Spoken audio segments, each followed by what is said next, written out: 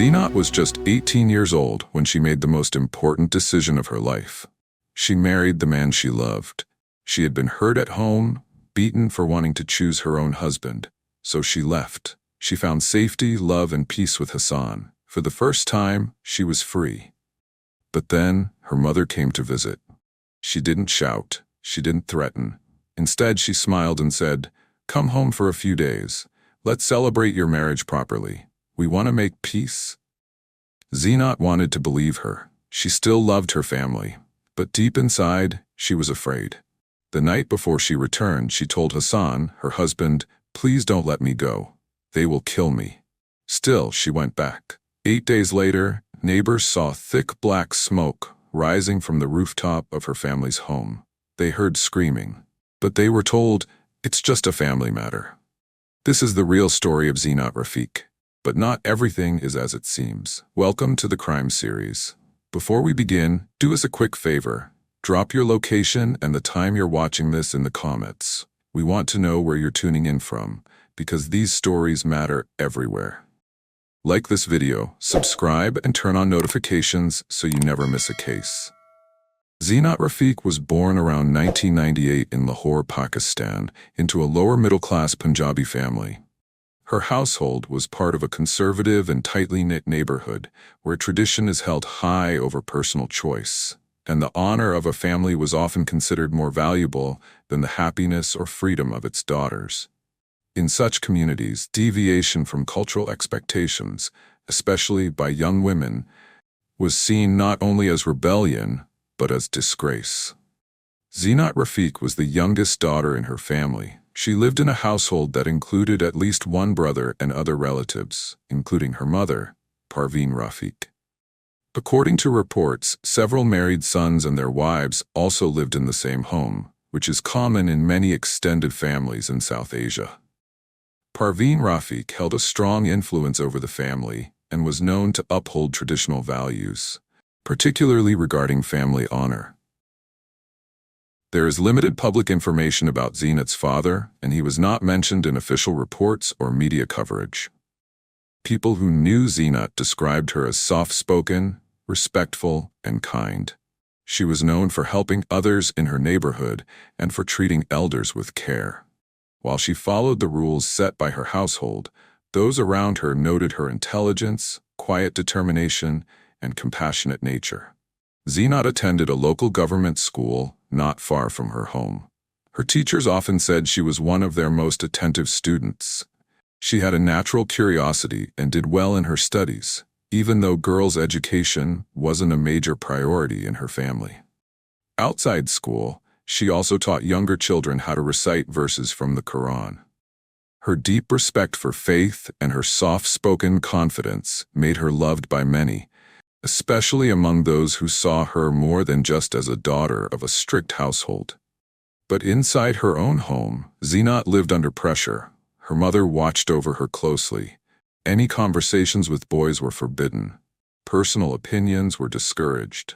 And as she grew older, the pressure to accept an arranged marriage grew stronger. Her family believed that a girl's life should follow a straight path. Obedience in childhood, marriage in youth, and silence throughout. It was in this environment, half shelter, half prison, that Zinat met Hassan Khan. Hassan Khan lived in the same working-class neighborhood in Lahore as Zinat Rafiq. Their homes were only a few streets apart, and over time, they became familiar with one another through brief interactions within the community. Hassan belonged to a Pashtun family, while Zinat's family was Punjabi, a difference in ethnic background that was culturally significant in their community.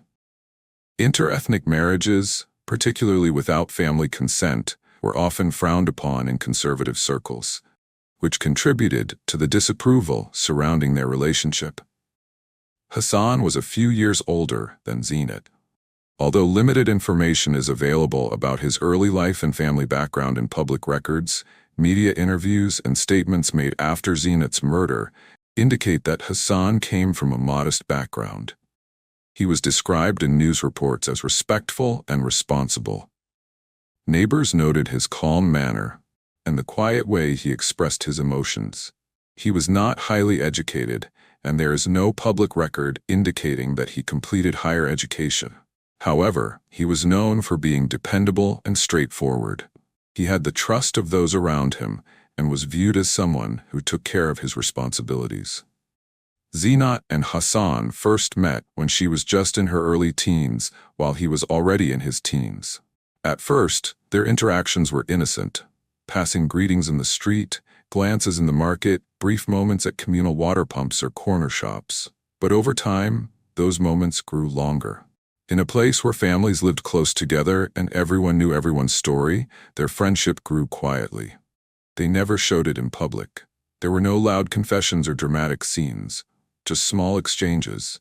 A look, a smile, a word or two shared in passing. Over the years, that quiet friendship turned into something deeper. Hassan admired Zinat's intelligence and kindness. Zinat saw in Hassan someone who listened without judgment. They were both young, cautious, and aware of the risks. But in a world where they had very little freedom, their connection became something precious. They began talking more, sometimes on borrowed phones, sometimes through messages passed by trusted friends. It was never careless or reckless. It was careful.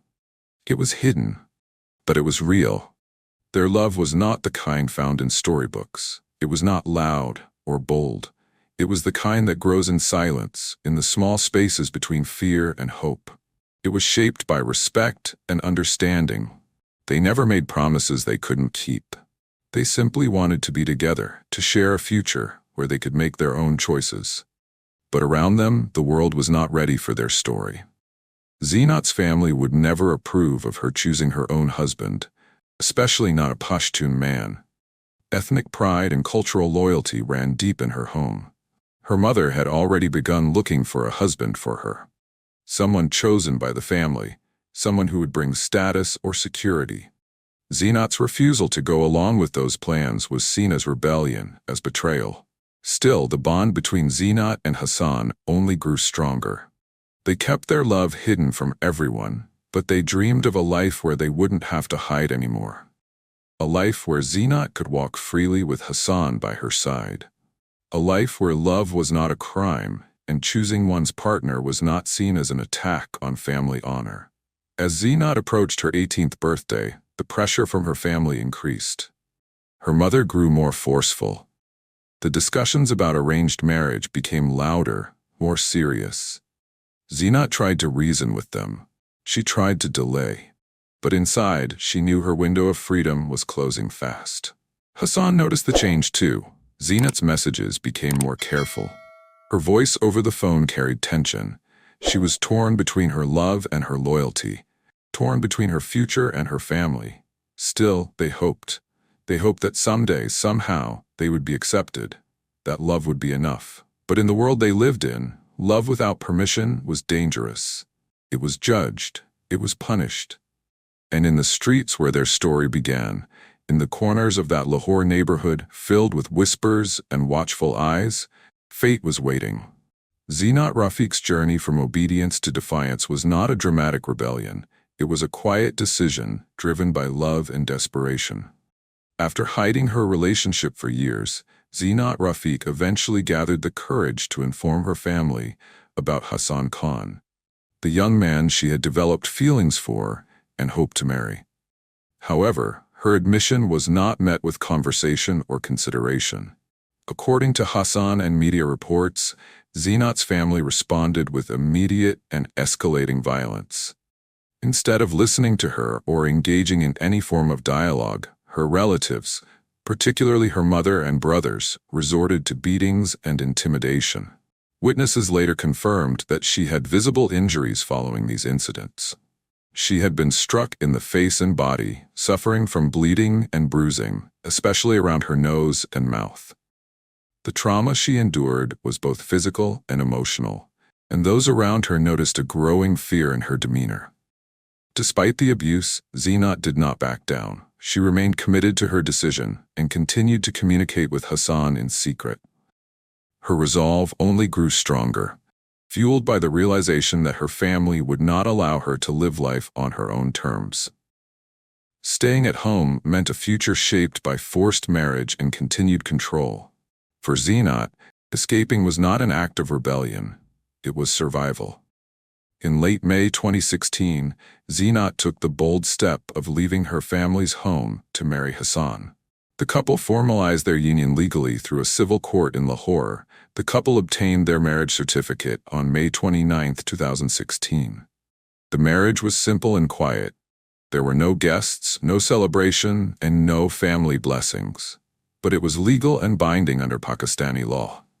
For Zinat, the marriage was not only an act of love, it was a declaration of independence. By registering the marriage, Zinat gained legal protection as Hassan's wife. She was no longer subject to her family's guardianship or approval. The marriage certificate symbolized more than just a change in status. It gave her the right to choose her own path. After years of living under watchful eyes and harsh restrictions, she had finally stepped into a life where her voice mattered. For the first time, she was not just someone's daughter or sister, she was a wife with rights under the law. And for a brief time, she experienced the dignity and freedom she had long been denied. Zinat moved in with Hassan. They lived in an apartment in a working-class neighborhood in Lahore.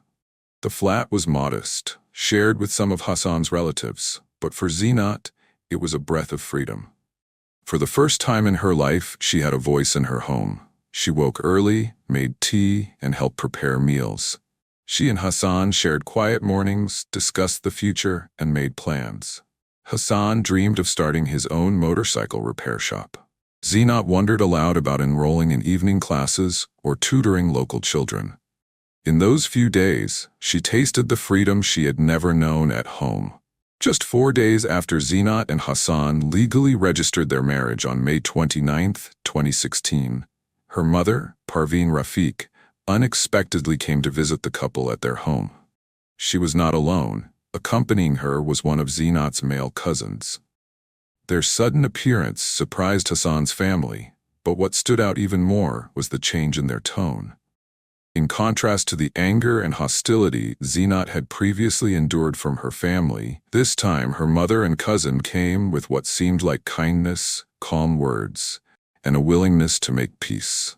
Parveen spoke gently and expressed a desire to put the past behind them. She claimed that the family had accepted Zinat's marriage and wanted to host a proper wedding celebration, complete with traditional customs and social acknowledgement. Her reasoning was that the quiet court marriage had caused embarrassment in the community and that a proper event would help restore the family's reputation. She insisted that Zinat return to her family's home, not permanently, but for a few days, to participate in the planned gathering and help mend ties between the two families. To further convince the couple, one of Zinat's uncles also became involved. He offered what Hassan described as a solemn promise, a verbal assurance made in front of witnesses, that Zinat would be sent back after 8 days. The family presented the visit as temporary and respectful. They assured Hassan that this was not a trick or a punishment, but a genuine effort to reconcile and preserve social harmony. Zinat, still emotionally torn and longing for some form of family acceptance, began to consider the offer. Although she remained deeply afraid and had previously told Hassan she feared for her life, she also held on to a quiet hope that her mother's tone had truly changed. She wanted to believe that her family might forgive her and accept her marriage. Hassan, cautious but respectful, was hesitant. Yet after hearing the repeated assurances from her relatives, including the direct promise from her uncle, he agreed to let Zinat go, believing that honoring their word would help build peace. Zinat, faced with the possibility of reconciliation and social acceptance, became conflicted. Her recent trauma made her cautious, but the thought of bridging the divide with her family was powerful. Before we continue, if this story has moved you so far, take a moment to like this video and subscribe to the channel. These stories are not just headlines. They are real lives, real pain, and real courage. Sharing them helps break the silence. Now back to Zinat. Just days after finding freedom, she was faced with a choice. 1 visit, 8 days. A promise she hoped was real, but feared would be her last. Zinat returned to her family's home on June 7, 2016. Within 2 days, things began to change. The initial kindness gave way to a tense and hostile environment. She managed to get a phone and contacted Hassan. Her voice was shaking. She told him the mood in the house had changed. The warm welcome was gone. The pressure was back. The threats were resurfacing. Her family, she said, had gone back on their word. She was no longer free to come and go. Her movements were being monitored. She was scared. She asked Hassan to come get her. "Please," she begged. "They're not going to let me come back." But Hassan didn't come. Not because he didn't want to, but because he had made a promise to. He had given his word to her uncle in front of family that Zinat would stay with them for 8 days. He believed, perhaps naively, that breaking that trust would escalate tensions. He thought the safest course was to wait. "I promised to give you for 8 days," he told her. "Just wait a little longer." He never saw her alive again. On the 8th day of her return, Hassan waited for his wife to come back. Instead, he received devastating news. Zinat had been killed. Instead of a celebration, Zinat walked into an ambush. Inside the house, Zinat was physically attacked. She was beaten by her mother and brother. The blows left her injured, and the attack did not stop there. She was attacked until she lost consciousness. Her body was limp, but the violence continued. Her hands and feet were tied tightly, making it impossible for her to move or defend herself. She was helpless. After tying her up, her attackers got kerosene oil and did the unthinkable. It soaked her clothes and her skin. The strong, sharp smell of fuel filled the house. Then, without hesitation, a match was struck. The flames spread quickly while still bound. Smoke began to rise from the rooftop of the house. Neighbors nearby saw it and rushed out of their homes. Some heard screaming. Others saw black smoke pouring out of the building. Several people ran toward the Rafik home, trying to help, but they were stopped at the entrance. Family members at the door told them not to worry. They said it was a family issue and no one needed to interfere. The door remained closed. Inside, the fire raged until there was nothing more to consume. When the flames finally died down, the truth could no longer be hidden. Zinat's body was found badly burned. Her hands and feet were still tied. Her face and clothes were unrecognizable. The air reeked of kerosene. There was no sign of panic inside the home, only the quiet aftermath of what had been done. On the rooftop, her mother stood and admitted everything. There was no denial, no attempt to hide what had happened. She said she had done it. She had taken her daughter's life with fire. She did not cry. She did not ask for forgiveness.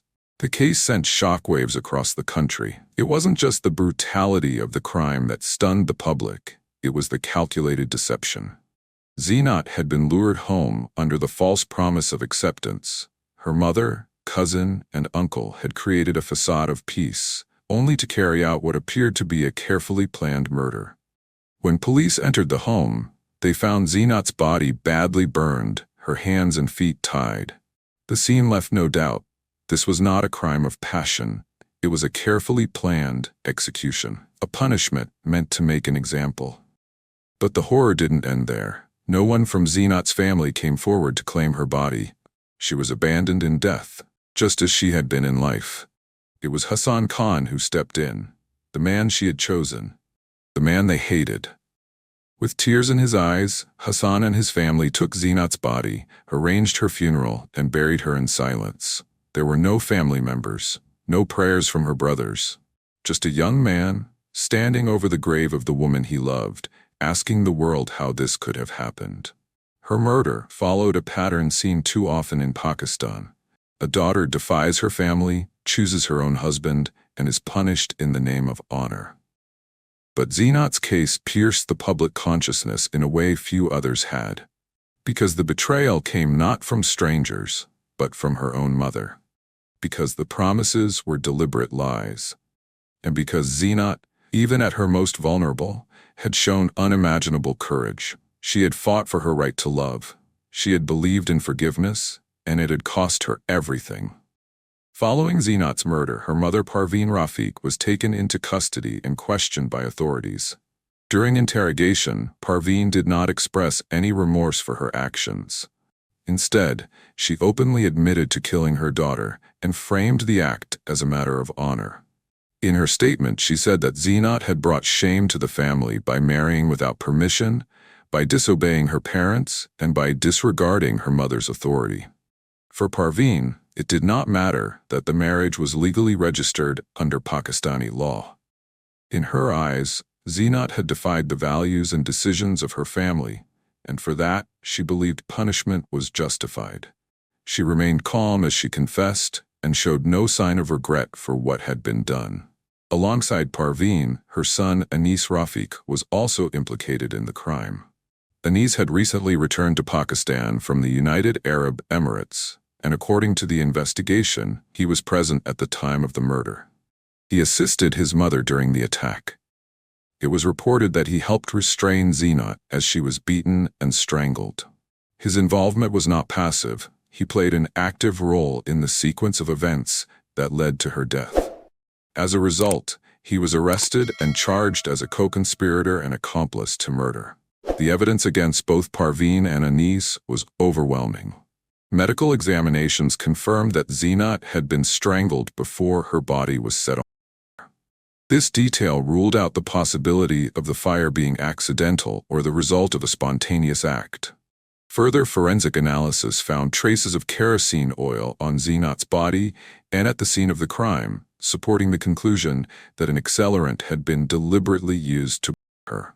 Her hands and feet were found tied, making clear that she had been physically restrained and unable to escape.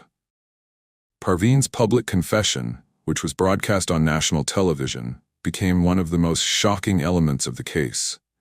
She admitted to killing her daughter in a calm and matter-of-fact tone, stating that she felt no regret. This, combined with testimony from neighbors who reported hearing screams and seeing smoke, built a strong case for the prosecution. Witnesses also described how family members blocked entry to the house and told concerned neighbors not to interfere. During the trial, the defense attempted to argue that Anis was acting under the influence of his mother, suggesting that he was pressured or emotionally manipulated into participating. However, the court found this explanation insufficient. The judge rejected the defense's argument, stating that Anis bore full responsibility for his role in the crime. His actions were considered deliberate, and he was treated as an equal participant in the murder. In January 2017, just 7 months after Zeenat's murder, the court delivered its verdict. Presiding Judge Chaudhry Muhammad Ilyas found both Parveen and Anis guilty of premeditated murder. The court ruled that the murder was planned in advance and carried out deliberately, using deception to lure Zeenat back into the family home. Parveen Rafiq was sentenced to death for her role as the primary perpetrator, while Anis Rafiq, who assisted in restraining Zeenat and participated in the attack, received a life sentence. Just a few months prior to the court's ruling, in October 2016, Pakistan's parliament passed a significant new law aimed at closing a legal loophole that had long protected perpetrators of honor killings. For years, Pakistani law allowed victims' families to forgive the murderer, often a relative, and let them go free. In most honor killings, where family members were both the killers and the legal heirs of the victim, this forgiveness clause made convictions nearly impossible. The new law eliminated that option. Under the revised legislation, even if the victim's family pardons the killer, the state must still impose a mandatory life sentence. This reform was praised across civil society, legal institutions, and international human rights organizations. It was seen as a major step forward in addressing the thousands of honor killings that had gone unpunished in the country for decades. Zeenat Rafiq's case played a key role in pushing the law forward. Her murder, along with high-profile cases like those of Kandil Balok and Samia Shahid, captured national attention and generated widespread outrage. The calculated manner in which Zeenat was killed, under false pretenses by her own mother, struck a nerve with the public. Her story was featured in debates on the parliament floor and became part of the evidence used by advocates to demand change. But even with the law passed and the killers sentenced, many questions remained. Would the justice system enforce the law equally across rural and urban areas? Would victims without media attention receive the same protection? Would deeply rooted cultural beliefs about family honor begin to shift, or would they continue to claim lives in silence? The courtroom verdict was a milestone, but the larger battle for justice, safety, and autonomy for women in Pakistan was far from over. Zeenat Rafiq wasn't a celebrity. She wasn't wealthy or powerful. She was just a girl with dreams. A girl who respected her faith, helped her neighbors, loved her family, and wanted the simple freedom to choose her future. Her murder was not just a crime against one person. It was a message to every girl in similar circumstances that love can cost you everything. Still, cultural attitudes are harder to change than laws. In many rural areas and conservative households, the idea of honor remains deeply embedded. Girls are expected to obey, to marry who they're told, to stay silent. Community councils, known as jirgas, often support these outdated norms and even encourage harsh punishments for women who step out of line.